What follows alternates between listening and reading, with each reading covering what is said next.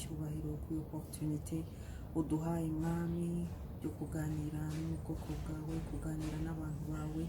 Mwami turasaba kugira ngo ukuri tubabere umugisha uyu munsi. Reka buri wese uri bukurikire kino kiganiro kigira aho kimuvana naho kimugeza, kuko mwami turi ku mugati w'ubugingo. Reka uri bufungura agakurikira akuremo umugati uzamutunga mu buzima bwe, uzagira icyo umufasha, agaburirwe mu buryo bwose.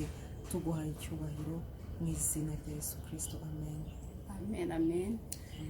Twishimiye kongera kubana namwe kabisa. Turashaka kuganira uyu munsi abantu ari kuvuga nyine. Uyu munsi ifite rero mama Françoise mu minsi mike ishize cyane aheruka guserebra imyaka ingahe mama Françoise? 20. N'ubuntu bw'Imana. Sinzi iyo umaze urimo kutureba, ushaka kuba umukobwa utarubaka cyangwa se umumama witangira. Nanjye ndi munsi ye gato rero ndizera ko afite sagesse cyangwa se ubwenge bwinshi agiye kudupartaje aka kanya. Hari utubazo duke rero naguteguriye. Amen. Kuri ntabwo tuje hano kugira ngo duce intege umuntu wenda bivuyemo bimeze nabi, ariko nkurikije utubazo naguteguriye twiza, ndizera ko ari butwubake. Waba uriyo, waba utarajyayo, waba umaze imyaka 2, 10 cyangwa se uri hejuru ye, duhora twiga buri munsi. Amen. Mama Françoise, mbere yuko tugira iyo myaka 20 ndashaka kumbwira inzozi zawe nk'umukristo, cyangwa se wari ufite izihe nzozi zo kugira ngo utekereze ku rugo rwawe wari utagiki, kugira ngo duhere hariya hasi. Urakoze mu biju. Ni ikiganiro cyiza cyane kandi kinshimisha. Kumara imyaka 20 ni ukuri, si kubw'imbaraga, si kubw'ubushobozi, si kubw'ubuhanga. Buri gihe ndavuga ngo ni ubuntu bw'Imana pe. Rero ndashimira ubuntu bw'Imana. Navuga byinshi. Murumva namwe urugendo rw'imyaka 20 aba ari urugendo rurerure, muba mwaraciye mu bintu bitandukanye byinshi, ariko muri byose turashima Imana ukuri. Navuga ngo icyo kibazo mbajije ikibazo cyiza cyane kivuga ku nzozi. Umuntu wese yari umukobwa, ukiri umukobwa ufite inzozi nyinshi, uba ufite nyine uburyo wa designinze uwo muzabana, uburyo umutekereza, uburyo utekereza urugo rwawe ruzamera, mbese uba ufite byinshi. Rero ngewe kuko nari narakijijwe kuva kera, nk'uko nigeze kubibabwira, kuva muri primaire, kuva niga primaire 6e primaire nibwo nakiriye Yesu. Rero inzozi zanjye za mbere kwari ukubona urugo rwubakiye ku Mana, kwari ukubona umuntu tuzubakana ukijijwe, umuntu dufite inzozi zimwe, umuntu dufite valeur zimwe z'ubumana, mbese umuntu dusangiye urugendo rujya mu ijuru, niko navuga. Numvaga ari bwo nazagira urugo rwiza, kubona umuntu valeur z'ubumana numvaga mfite muri njyewe, nkumva nizo nakwifuza ko n'uwo tuzubakana arizo yaba afite. Rero inzozi zanjye kwari ukugira ngo mbone umuntu ukijijwe, umuntu utinya Imana, umuntu wubaha Imana, umuntu tuzajya twicara tugasengana, umuntu tuzajya twicara tugakorera Imana hamwe, tukazajya dusenga hamwe. Mbese icyo nicyo cyari icyifuzo cyanjye kiruta ibindi byose. Nagira ngo ntuve complexe uvuga uti ibyo ntibindeba. Nagira ngo ubwire komeza inzozi zawe, Imana ishigikira inzozi. Françoise turamureba nk'umuntu yarakijijwe kiriya gihe, kandi Imana ishimwe ko yabimukoreye, ikamuha umugabo ukijijwe. Yavuze ngo valeur z'ubumana, ndumva ashaka kuvuga umuntu ushira Imana hagati yanyu. Niyo mpamvu wabihagaze, kuko muri iyi minsi babarire abantu bareba niyo bakijijwe, akareba ibintu akavuga ati kugira ngo ndongorwe, umusore agomba kuba afite amafaranga, agomba kuba ari umuboga, ibyo byose urabyemere biri hanze. Ariko nagira ngo akantu ka valeur z'ubumana ugasobanure neza. Muri iyi minsi iyo tureba hanze aha, ni ukuri ibintu tubona bitoroshye, ibintu ntabwo bimeze neza, ingo zirasenyuka uko bukeye uko bwije. Navuga ngo biterwa wenda n'uburyo fondation cyangwa se n'ibintu abantu bashira imbere mu kujya gushaka. Hari igihe abenshi dukunda kwibanda cyane, abakobwa bakunda kwibanda cyane, cyangwa se abasore akumva ashaka umukobwa mwiza wa wundi azajya anyura mu muhanda bati wi kabisa hanyuma wenda n'umukobwa nabo baba bashaka wenda ibintu bigaragara, ibintu byo hanze, ariko mu by'ukuri tukibagira bya bintu by'agaciro by'imbere, ntitubiha agaciro. Ugasanga biriya bigaragara inyuma nibyo duha agaciro. Ugasanga umukobwa arashaka umuhungu wenda ufite imodoka, niba atabonye umuhungu ufite imodoka ntabwo azashaka, niba atabonye umukobwa nk'uko Bijou yabivugaga, wa wundi mbese azajya atambuka abantu bati we. Ugasanga ibintu nk'ibyo bishayininga hanze nibyo abantu bashira imbere, umuhungu ufite amazu, ufite ubukire, ugasanga nibyo dushira imbere, nyamara ibyo ntabwo ari byo byubaka urugo.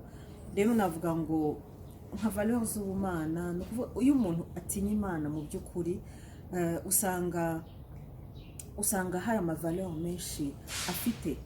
Ashobora guca bugufi akagusaba imbabazi, ushobora guca bugufi ukamusaba imbabazi. Valeur z'ubumana ni ukuvuga ngo iyo wakosheje Mwuka Wera araza akakuganiriza, akakubwira ati nyamara hariya wakosheje kandi wari wihagazeho wumva ari wowe ufite ukuri, wumva ari wowe mwiza, ariko Mwuka Wera kuko ufite Yesu muri wowe, Mwuka Wera akaza akakuganiriza akakubwira ati hariya hantu kosora kiriya, hariya ntabwo urimo kugenda neza, hariya nyamara ntabwo bikwiriye, tunganya hano, gira gutya. Mbese Umwuka Wera agenda atubera umujyanama. Iyo ufite za valeur z'ubumana, ufite Yesu muri wowe, araza akakugira inama. Ngo twahawe Umwuka Wera nk'umujyanama wacu, rero niwe mujyanama wa mbere tugira, akaza akakugira inama y'uburyo ugomba kwifata. Imana ishimwe.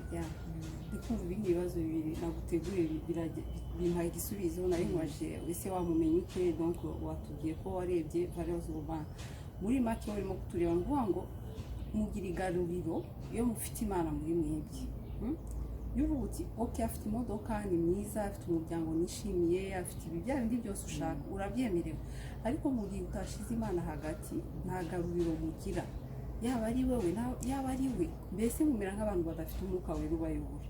Ariko mufite Imana, iyo mukenye mumenye uko mubyitwara, iyo wabuze ubwenge mukara kugira ngo ihane, akagenda kubera umujyanama, mwese mukagira gute, mugafashwa. Imana ishimye. Rero ndumva twizeye yuko tugomba kureba niba umuntu afite Imana, mbere na mbere afite igaruriro.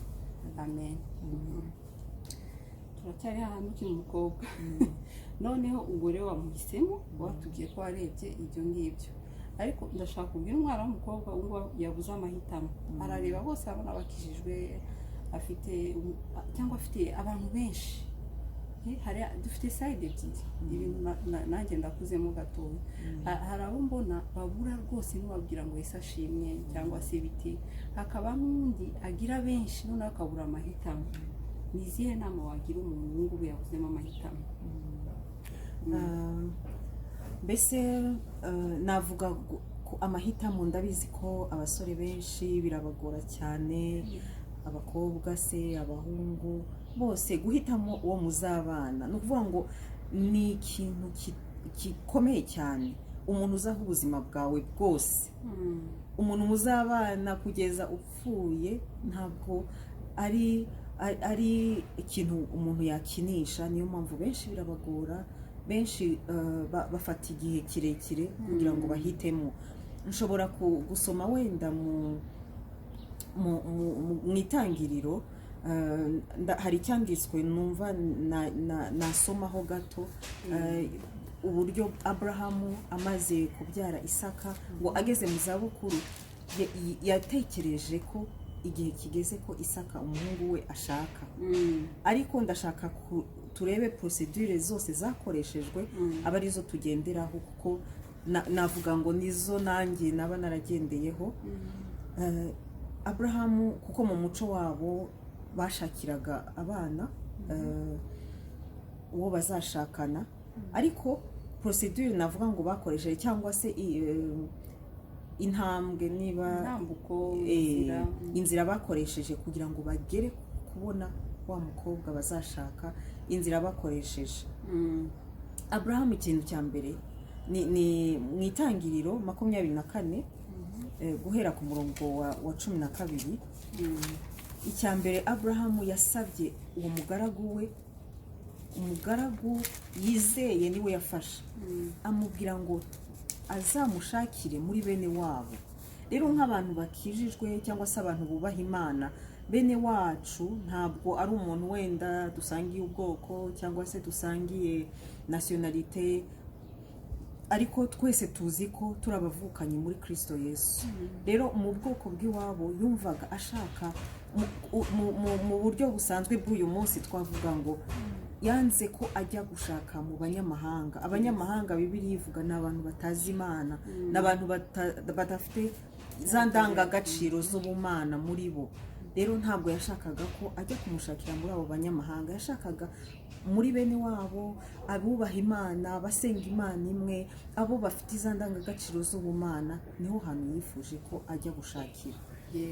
Hanyuma wenda twasoma gato Itangiriro 24 ku murongo wa 12. Ijambo ry'Imana riratwereka ngo yarasenze ati, Uwiteka Mana ya databuja, Mana ya Aburahamu, ndakwinginze umpe ihirwe uyu munsi, ugirire neza databuja Aburahamu. Intambwe ya mbere yakoze iki? Yarasenze, kuko bari bafite za ndangagaciro z'ubumana. Ikintu cya mbere yumvise ko twebwe rega dushobora kwibeshya, ushobora kurebera umuntu inyuma ukumva aragukwiriye, nyamara Imana ibona atari we ugukwiriye.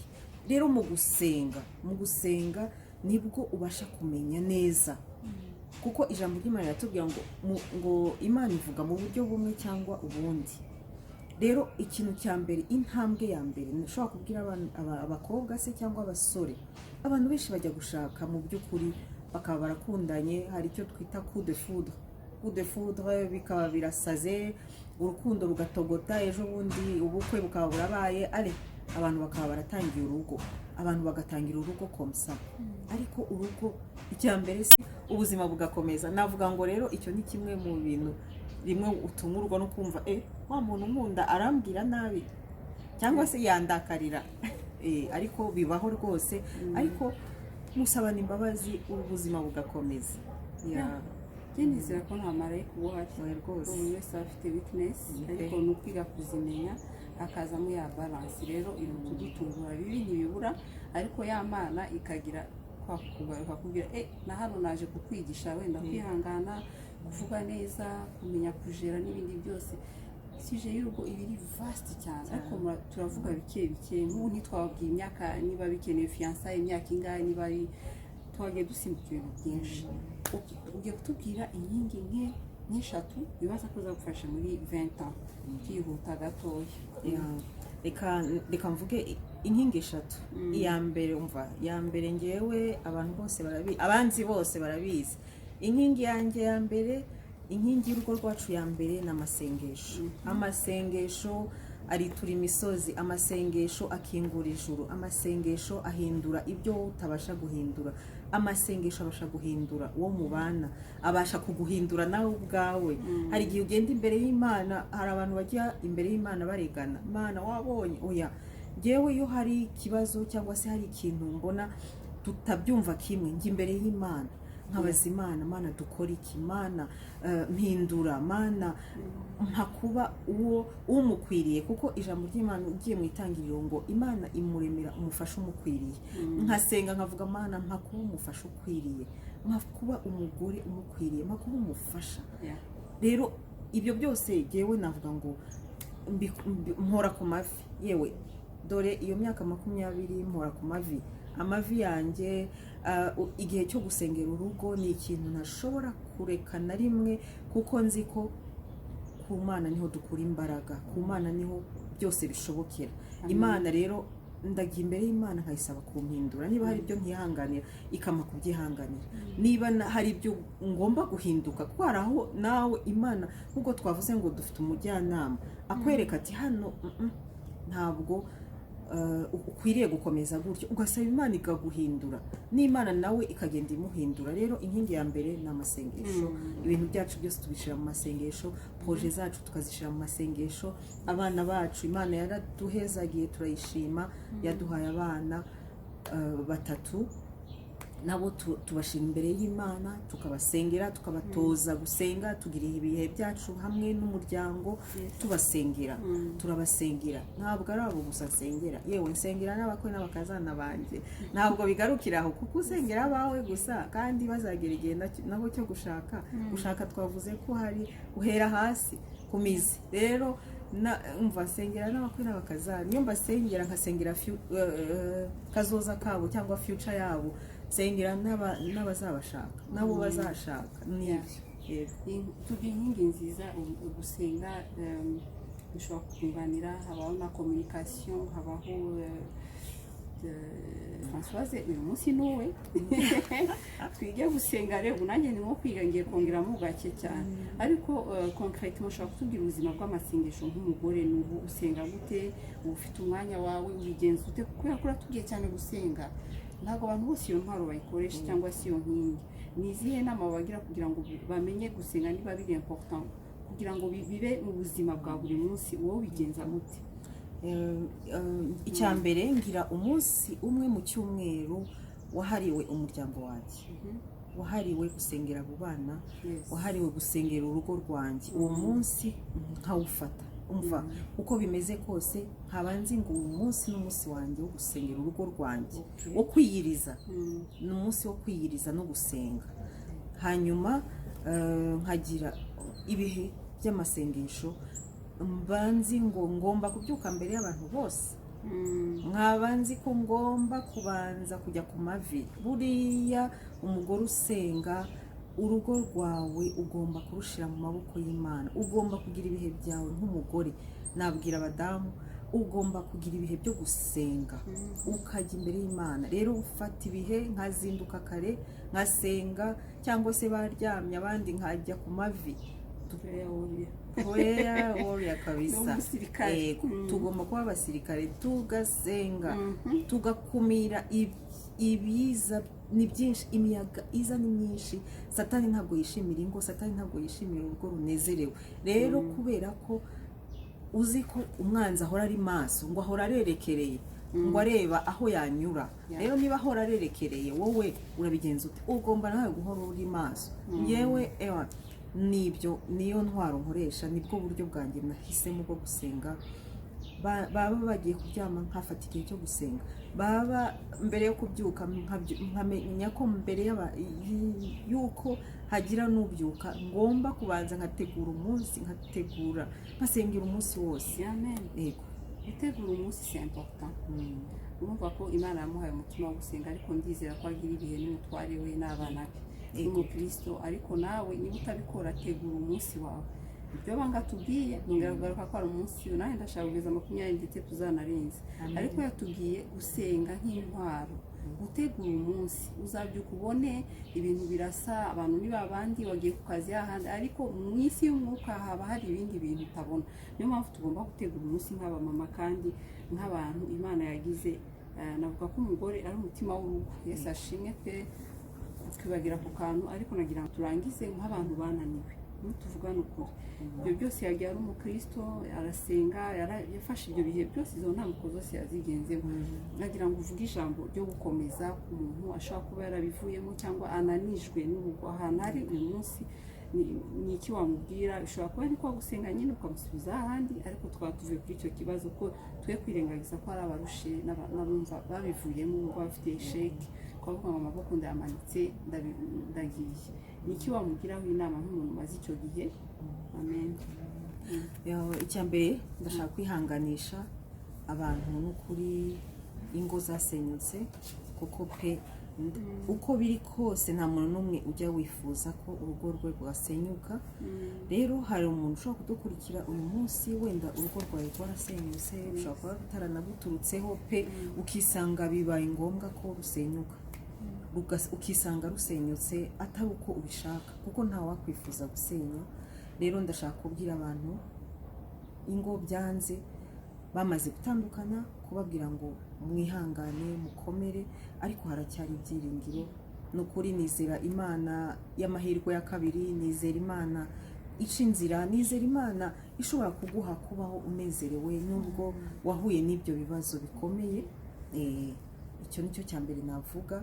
icya kabiri nabwira abadamu bari mu ngo zabo bababaye, kuko nabo barahari benshi bafite ibibazo byinshi bitandukanye, nabo nababwira ngo mukomere.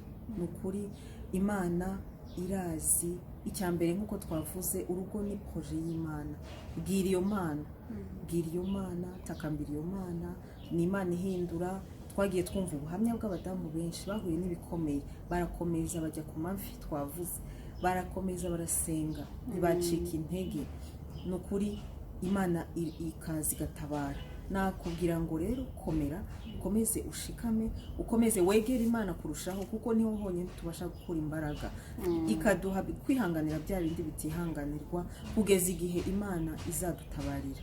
Rero nakubwira ngo umva, komeza ujye ku mavi, ukomeze ujye imbere y'Imana, ukomeze ushake Imana, ukomeze uyereke ibyawe byose. Ni ukuri uyikoreze ibyawe byose, ibikuruhije, ibikugoye. Ni ukuri Imana yacu niyo kwizerwa, iratabara kandi izi ibyo ducamo byose. Ariko we umenye ubutabazi bwawe se buraturuka he. Hari psalme ivuga ngo mbese gutabarwa kwanjye kuva he. Hari umuntu ujya gutabaza abantu uzabatabaza ariko ntacyo bazabihinduraho. Ariko numenya gutabaza ijuru rizamanuka ritabare, numenya gutabaza Imana izamanuka itabare. Niyo yonyine ifite ubwo bushobozi. Rero iga gusenga, wige kwiyiriza kubw'urugo rwawe, kubw'abana bawe. Hari n'ababyeyi bafite abana babananiye, byose tubikura ku mavi, tubikura mu masengesho. Imana iramanuka igatabara. Nizo nama numva nababwira. Yego, amina. Ndashima Imana n'ukuri. Imana, gerageza Imana, nicyo ijambo rimwe. Washatse amasolution menshi, ariko gerageza Imana, wihamagariza gusubiza. Hari igihe umuntu ashima ukumva nanone ubabajwe n'abafeirinze, ariko Imana yacu niyo amahirwe menshi. Amen. Hanyuma nagira ngo dufate umwanya wo gusenga. Ndabizi neza ko twavuze ku bana. Françoise, ndashima Imana ko Imana yakwaguye. Ukuri nagira ngo mbwire umwana w'umukobwa ni kutureba cyangwa umuntu akihagera, ugira ibyiringiro ku Mana, ushire foundation yawe, urugo rwawe rwubake ku Mana. Izaguha imyaka 20 n'ibindi. Ntabwo twavuze kuri challenges nyinshi, ariko turabizi ko bahuye nabyo byinshi. Ntabwo ushobora kuba umaze imyaka 20 utarahuye n'ibintu byakuruhije, byaba mu bifatika cyangwa se mu mibereho y'ubuzima bwa couple. Ntabwo dushobora kujya deep ngo tubirangize, ariko duciye hejuru. Ndashima Imana ku bwa 20 ans zawe. amen. Imana yakoze ibikomeye, yarabaguye ibaha abana, irabagura no mu bifatika nk'uko wabivuze, kubera gutangirira ku byo mufite. Imana izabakorera n'ibindi byinshi cyane, izabaha n'indi myaka myinshi yo kubaho. Ntabwo ushobora kuba warashize Imana nka centre mu rugo rwawe ngo ukorwe n'isoni, kuko ntawe wayiringiye azakorwa n'isoni. Nagira ngo ni ukuri twavuze ku miryango, ariko kugira ngo ibyo twagerageje kuvuga ni ibyo by'ingenzi. Naho ubundi tubivuze iby'urugendo rw'imyaka 20 byaba ikiganiro cy'icyumweru wenda kugira ngo byose tubirangize. Ariko muri byose turashima Imana ko yabaye Imana yo kwizerwa. Turashima Imana ko yaduhaye urugo rw'umunezero. Icyo nicyo cya mbere. N'ukuri nshimira Imana. Ntabwo ari urugendo gusa rw'iyo myaka 20 rw'intonga, oya. Imana, ndashima Imana ko yaduhaye urugo rw'umunezero, urugo rushize hamwe. N'ukuri ntabwo, nkuko natangiye mbivuga, si kubw'imbaraga zacu, si kubwo turi bihangange, si uko dukomeye, si uko tuzi byinshi. N'ubuntu bwayo gusa. Niyo mpamvu icyubahiro cyose tuyigarurira Imana. Amen. Amina. Mbega ibintu biryoshye, ntabwo twarangiza mu tubabarire. Basi tuzafata umwanya, kuko urabona 20 ans ufite abana babaye abadolescent. Nibaza ko tuzaganira ku bana neza, kuko hari ubwo ababyeyi bagira n'ibindi byose. Ibyo ntabwo twabivuze, n'uburyo strategy umubyeyi yakoresha kugira ngo ashobore kubakuza neza mu Mana. Tuzakora ikindi kiganiro, turabyemeye ko Françoise turahorana. Ntabwo rero umuntu ujya gushaka dusangira umutwaro. Imana iduha n'umugisha. Nagira ngo dusengere abantu, uzamure ijwi, nanjye ndakuri inyuma, kugira ngo dusenge natwe iyo grâce izatugereho. Abantu bave mu bwoba, bubake ingo. Birashoboka iyo mushize Imana hagati yanyu. Amen. Nagira ngo dusengere. Mwami mwiza, n'ukuri turi imbere yawe, duhagaze hano imbere y'iyi kamera tuvuga ngo warakoze. warakoze mwami kutubera imana, warakoze mwami kuba fondasiyo y'urugo rwacu, warakoze mwami kutubera inkingi ikomeye, kuko ni wowe inkingi ikomeye dufite mu rugo rwacu. Twarakubonye udutabara, twarakwambaje uradutabara, mu nzira zose twagiye tugutabaza, wagiye udutabara mwami. Ni ukuri turagushima ku mirimo itangaje wagiye ukora. Ngo erega mwami imirimo wakoze ngo ntabwo twayivuga, nta nubwo twayirondora, ni myinshi cyane. Turaguhimbaje gitare cyacu kubw'ineza wadukoreye mwami. Nk'uko mwami ubizi uhora uduha mwami gusengera ingo mu buryo butandukanye. Turasengera ingo mwami, mbanje kukwereka abananiwe, ni ukuri ubongera imbaraga, ubasubizemo imbaraga. Abihebye mwami, nkweretse abo badamu bafite ibibazo bikomeye, bikoreye imitwaro igoye iremereye, yo bafite ibintu bitari byo kwihanganirwa mu ngo zabo. Mwami manuka ubatabare, manuka ubagirire neza, manuka mwami ubabere umutabazi, bakubone mu izina rya Yesu Kristo. Ni ukuri mwami uze uganze mu miryango, uze utegeke mu miryango. Ni ukuri ahabuze amahoro utanga amahoro, ahabuze umunezero utanga umunezero, ahabuze ibyishimo utanga ibyishimo. Mwami tabara ingo mwami Yesu, haleluya. Nukuri tukweretse n'abantu basigaye ari bonyine, wenda bari bafite urugo rwiza ariko umwe akaba yaratashye, akaba ari umubyeyi ari wenyine, yaba umugabo ari wenyine urera abana, yaba ari umugore urera abana wenyine. Nabo mwami turabakweretse izo ngo, nazo tuzishize mu maboko yawe. Ubakomereza amaboko, ubafate ukuboko, ubashoboze guhagarara, ubahe kubaho nabo banezerewe kandi bayobora ingo zabo neza. Mwami mwiza, nukuri wowe waravuze ngo umugabo w'abapfakazi ukaba na se w'imfubyi. Nukuri tabara imiryango mu buryo bwose, n'abatandukanye mwami, yo bariya bose nabo bagenderere, barera abana bonyine mwami kubera ibibazo bitabaturutseho. Mana turabasabira umugisha, turabasabira ngo bagubwe neza mu buryo bwose, turabasabira kugira ngo mwami ubasubize mu imbaraga kandi ubacire inzira kandi ubaha amahirwe ya kabiri. Tuguhaye icyubahiro mu izina rya Yesu Kristo, amen. Amen. Asaba umugisha naho utaha. Amen. Turakiriye amavuta natwe yo kurama. Amen. Uwiteka abagiriye neza. Tuzongera